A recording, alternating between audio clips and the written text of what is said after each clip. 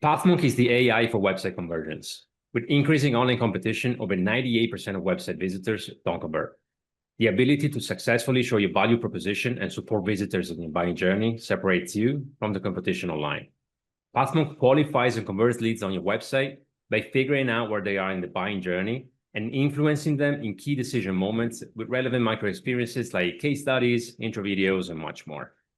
Stay relevant to your visitors and increase conversions by 50% by adding Pathmonk to your website in seconds, letting the AI do all the work and increase conversions while you keep doing marketing as usual.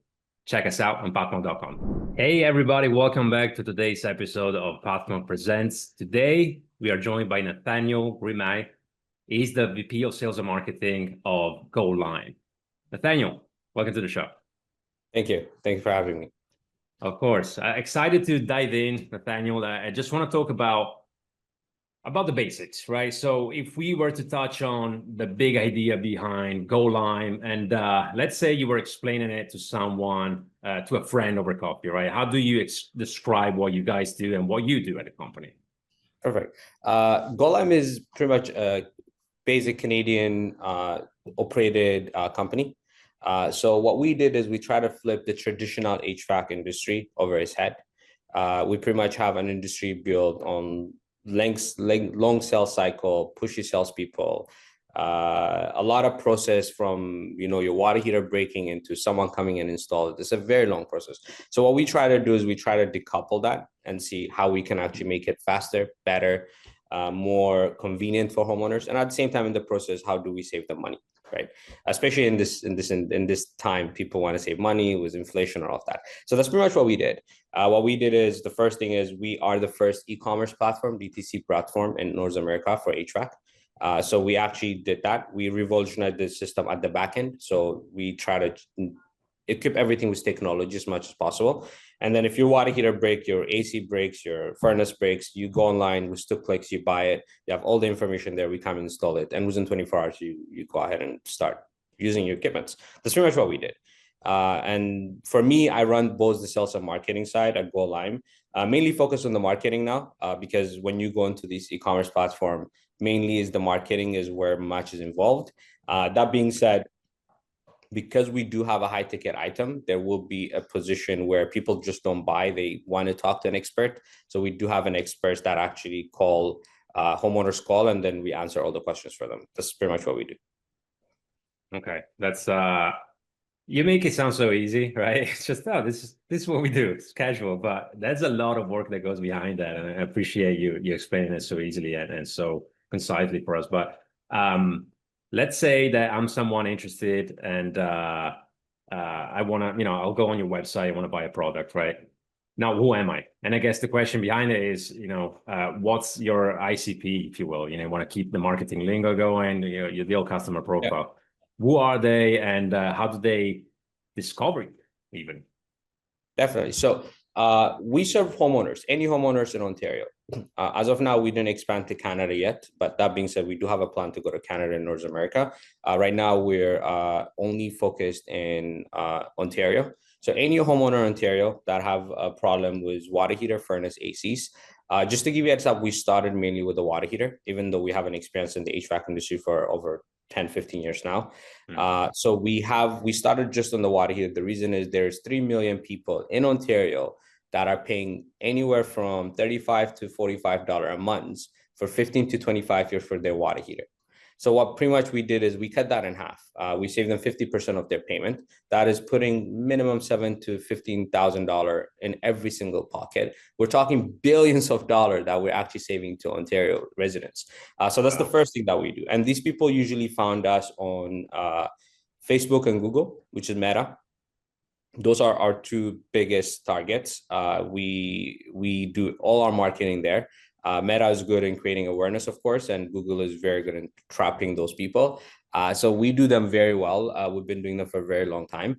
But for us is we also believe in, I think word of mouth is very good. So when these convert to word of mouth and start bringing into more acquisition channels and more people to come to your page, that's where it gets even more interesting. And we're very happy because we see a lot of Reddit threads start about our page and what we're doing and the change, the revolution that we're doing in Ontario. We see a lot of people commenting and or posting about us on Red Flag Deals saying, is this even true? Like, how can they do it? Other companies are doing it at $40, we're doing it at 20. But the answer is very simple. We just, again, cut the middleman. There's no commission and sales. Like, we cut everything straight to the point.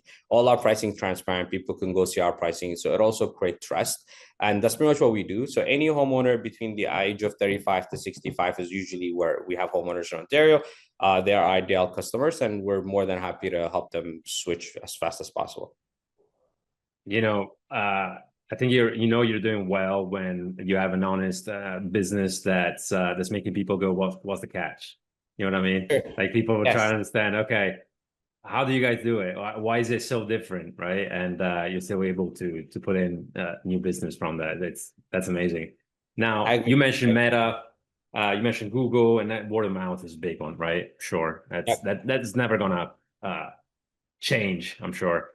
But I'm curious, how much of a role does your website play when it comes to pulling in new customers? And is there anything about it that you have your eye on improving? And also, of course, that's working really well that you might be able to share with us and say, hey guys, this works. Oh yeah, definitely. So one thing that we do in website is we don't use the ADA principle. I think it's a very common principle in marketing. The reason for us is we believe that we start with action. We kind of revert everything. So our website is structured in a way when people come, if they want to buy that specific product, let them buy. We don't have to hold them to giving them more information. I think, what is it? From back home, I'm originally not born in Canada, and I see, like, especially when you go from the outside cities, there's women that use sievers to sieve a grain, and I pretty much see it that way. For us, at least, is if people coming in, the grains that are just flowing through, they're your buyers. Let them buy, let them go, don't bother them. The people that want a little bit of hesitant, but at the same time, they need a little bit of a push. We show them the good stuff. This is our reviews. Hey, this is what Redditors say about us. This is what our customers say about us. We have 5,000 plus 4.7, 4.8 star, 5,000 plus reviews. So we show them those. We show them, hey, this is how we actually can give you cheaper price compared to other people. It's not like we're cutting the quality. It's actually, we actually found a way to use technology to cut all the costs that other people have, and we're willing to win so that we can get it from word of mouth to a lot of people. So those are what we show them. And then, of course, there are the ones that won't buy regardless. Now, of course, if you have LTV, we track them in the future, but for those, we don't spend our time. We put them and we try to give them educational information. And that's pretty much how we put our website. For us, simplicity wins 1,000%. Clarity is much better than clever. We focus on, I think there's a fine line in e-commerce platforms where you don't want to have a lot of information and now the conversion is a problem. And you don't want to have so less amount of information and people don't have that much information to buy, especially I think it's for high ticket items, because ours is usually an average AOV is, I'll say 2,500 to 3,000. So it's a high ticket item. So what we found out is, yes, the basic CRO answer would be, hey, why don't you divide them and have a landing page that's for this to help you for the SEO? And then why don't you just have this? But it's different because with us, people just type and we want to direct them there. So I think what we're doing is we use a lot of testing. We use a lot of tech stack as much as possible. Everything in the website earns a spot. And then if they're useful information for SEO, but they don't need to be there to help the customer decide, we actually put them in an embedded file. And then, of course, we have our blogs to help us. So that's pretty much what we do in the website. Again, every single thing, every CTA, every action, every word, every copy, every image we tested was A/B testing nonstop. We're obsessed with performance, 1,000%, all our team members. And we want to make sure we're focused on that as much as possible. Love to hear that. We have that in common as companies. Pathmark, we also obsess over performance. And I love that analogy that you use with the sifter, right? Because people will go through and I think I'm just assuming here there's a culinary kind of food making type of analogy there that you're using, right? So maybe someone sifting through like I don't know, flour or something like that, to make something. Okay, amazing. I like that. Out of interest, where were you from originally? What were you thinking about? What kind of food? Yes, I was born in Ethiopia. Got it. Okay. So, which is East Africa. Yeah. I mean, now I'm here full time, and like I live in Canada for a very long time now. But I was not born Interesting. here. I was born in Ethiopia, and I was born in the capital city. So mainly, I didn't see that too. But when I go outside of the city, you see people doing that, and it Is that questions. what you use to make the what you call it, the injera? Is that the name for it? Yes, they do that with injera as well. Correct. So you're familiar with Ethiopia. Amazing. That's cool. Yeah. So I that's love Ethiopian food. So yeah, I'll know something about yeah, that. definitely. Amazing. Now let's switch gears for a second and let's talk about you, right? We're on that note. So, what does a typical workday look like for you? Is there anything specific that you focus on day to day as a VP of sales or marketing? You know, it covers quite a lot, right? Yeah. So what's a day in the life of Nathaniel like? So two things. I try to divide my day into 3 days as much as possible. One is the visionary side of the strategic moves that we're going to make, how we're going to expand, how are we going to target certain things, what is the strategy that we're going to use, are we going to expand in certain criteria and certain campaigns and all of that.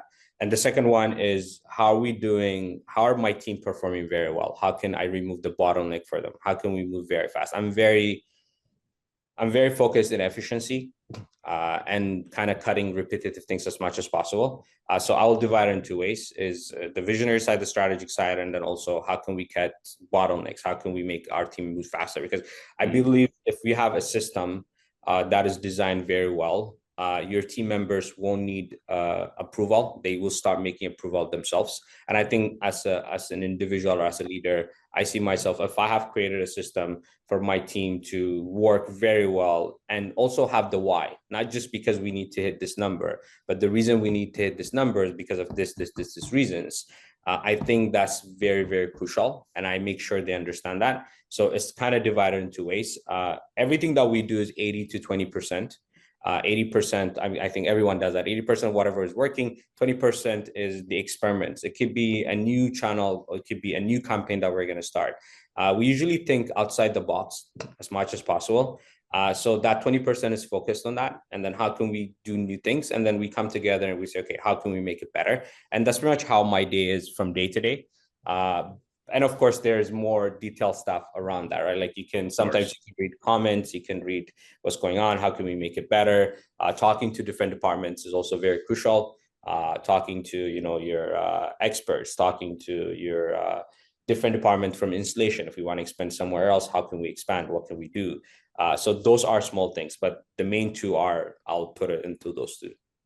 Okay. Well, it sounds like you're really organized in that sense. And I love that you talk about, helping your team become more efficient, not starting from, okay, how do I remove friction and, just make you a really productive producer, let's say, but also let's understand the vision behind it and get your buy-in, right? Because you can tell people what to do and they'll do it, but at the same time, you want people invested, you want people motivated to do it so they can see that, what they're working on, they'll give them a lot of sense of accomplishment, right? So that's really good leadership, I would say, right there. So that's up to you.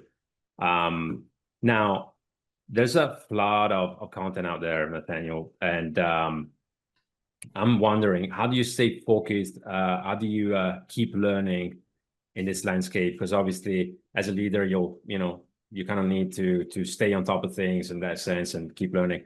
Is there anything that you rely on, like places, routines, or anything like that on a personal level, let's say?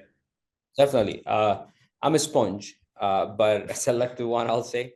I read a lot of books, case studies, founder stories, because to be honest, the right book can give you 10 years of someone's experience in a weekend if you like. Yeah.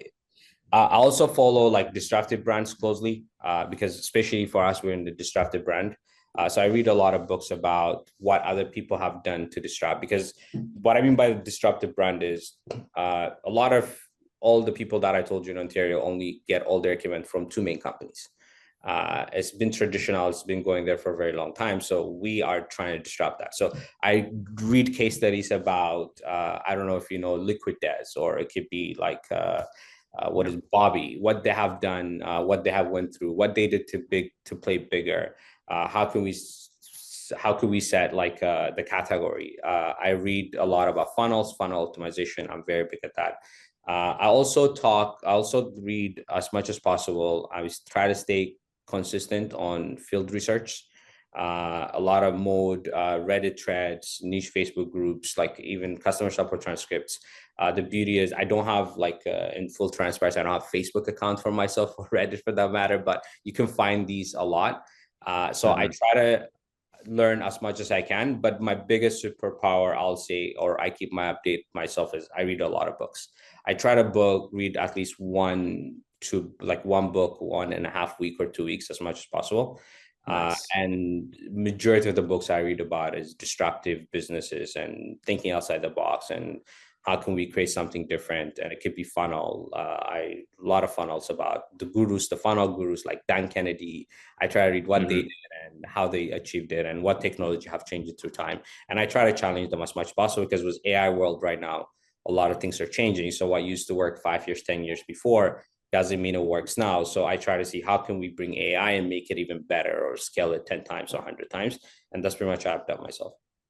Right. Sounds like there's a lot of info that you yourself are sifting through, right? Just to keep that analogy going through the books you read, because it's a lot of books, but obviously you have to condense it at some point to be able to make it practical and use it in your daily life, case studies, books, and things like that. I love it. Let's keep it on that note, right? It's a perfect transition into our last segment of the podcast. So, and for people who are not familiar with it, at the end of each podcast, we do a rapid fire segment. So it's just a rapid fire questions. We're not trying to keep things light and engaging, right? So are you ready for that? Yeah, 100%. All right, let's do it. So speaking of books, right? What is the latest book or the most impactful book you picked up recently? And were there any ideas or gems that really stuck with you? Yeah, so Think Wrong. I just finished reading Think Wrong. I think it's a very good book. I just started reading The Alchemy right now. It's very interesting. I think it's a very good book that people should. I still didn't finish it, so I'm still reading it. By Rory. It's actually a very good book. I would suggest anyone who is a founder, who's trying to disrupt industries, I will suggest Blitzscaling. I think it's written by the LinkedIn founder. I would highly suggest Decoupling, the customer value chain. I think it's written by the Howard professor. I forgot his name. Those two books are very good. Play Bigger is an amazing book. The title doesn't explain how dense the book is. I think they should have found a better title for it. But it's one of the best books that I like, especially if you want to create your own category. But these are the books that I would suggest for anyone. Amazing. Well, thanks for the reading list, and I'm sure many of our listeners will eat that up. Right now, if you had a magic wand, Nathaniel, and you could fix one frustrating thing with your marketing life in tech, what would it be? Knowing where people are stuck. If there's no boundary, imagine knowing where is the customer is 80% sold, but one thing that's holding them is because they didn't like one review that they saw, and if we can address it. Or it could be customer stack in buying some stuff, they're 50% off, but they didn't know there was free installation. I think knowing that is very good. Not to, again, putting ethical marketing around it, just to address exactly that part. I think if you can read, it's like more of mind reading, right? If we can understand what people are stuck, and then if you can target exactly that, I think part of the funnel will be very good. I know there's technologies coming in to kind of make things much better in the AI industry, to kind of tell you where customers are stuck with text or whatever. But I think this is beyond that. And I think if that is possible, all our life would have been much easier, I'll say, for marketers. Oh, yeah. I love that. I love that. I mean, we said no boundaries, right? So why not? Why not? But if you put boundaries in, I think I'll focus on attribution. I think it's a very big hustle. Where did the attribution came from? Does Facebook take the credit, or Google or Reddit or whichever we use? I think that's very big. There's great platforms like TripleWell and stuff that does it, but even it's not 100%, right? So if we put boundaries, I think that would be the fastest thing I will say to get it. But no boundaries, definitely I'll take the option one. Yeah, you and a thousand and a billion other marketers, I would say, that's a common struggle for sure. So attribution is a big one for sure. Yeah. But yeah, that's a good one too. with boundaries, right? More attainable probably in the short term, I'm sure. Yeah. So you touched on this just a short couple minutes ago about repetitiveness, right? So what's one repetitive task that you'd love to put on autopilot forever?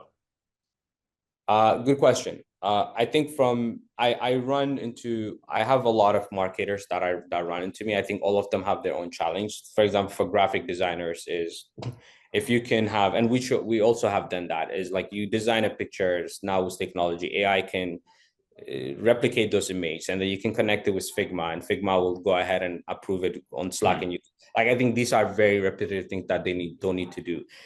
For your performance marketers, they might be able to see what ad is working, what ad is not working. They don't have to go manually and do it. But if you have a system, which we do, like every Monday, it sends us, these are the top performing ads. And these are repetitive tasks that people need to do that they do. And we're actually changing by tech stack. I think these are the things that was a very big frustration for us. I think at this point, we are very good. Everything is in a kind of autopilot. So I wouldn't say exactly this, but I can definitely tell you these are very major problem for us back, let's say 6 months ago or 5 months ago or so. Yeah, it's a bunch of things, right? So it's not just the one thing, but like how the system works together and all the processes within it, for sure. Okay, so last question. If you could go back and give your past self a quick pep talk at the beginning of your career, what kind of advice would you give yourself? Master human behavior before you master any platform. Okay. Because a lot of tools can change, a lot of channels can change, a lot of the algorithm can change. But I think you master the human behavior and what make them buy, what make them decide, what make them trust you, I think that is something that's very good. I started in the sales when my journey, not a mass marketer. So I think it helped me a lot because I used to see a lot of people every single day. So I can understand from that. It was kind of easy transition, but I would have doubled down on that for sure. Yeah. I think the second thing I would do probably is if I could go back, I would suggest building my personal brand from day one, 1,000%. Document what worked, share my thinking, let people see how I solve problems or lead teams. Because I think as a leader, I believe your personal brand is not just for you, it's also for your team. It attracts talent, it builds, your partner's trust. So it does all that, right? So I think I will do that as well. But yeah, if I have to go back, I would definitely tell myself to do those two for sure. That's a good one for sure. It's just overarching, right? Like a good skill to have no matter what you do. Yeah. But that's beautiful advice. Now, Nathaniel, I want to thank you for being with us on the show today. We've come to the end of our time here at Popcorn Presents. I also want to give you the last word. So if someone forgets everything about the interview today, what is the one thing that they should remember about the work you guys are doing? You mean for GoLime? Yeah. We're saving a lot of money for a lot of homeowners. And we're disrupting a very old industry to something much, much fun, much, much better, much, much cost effective for homeowners.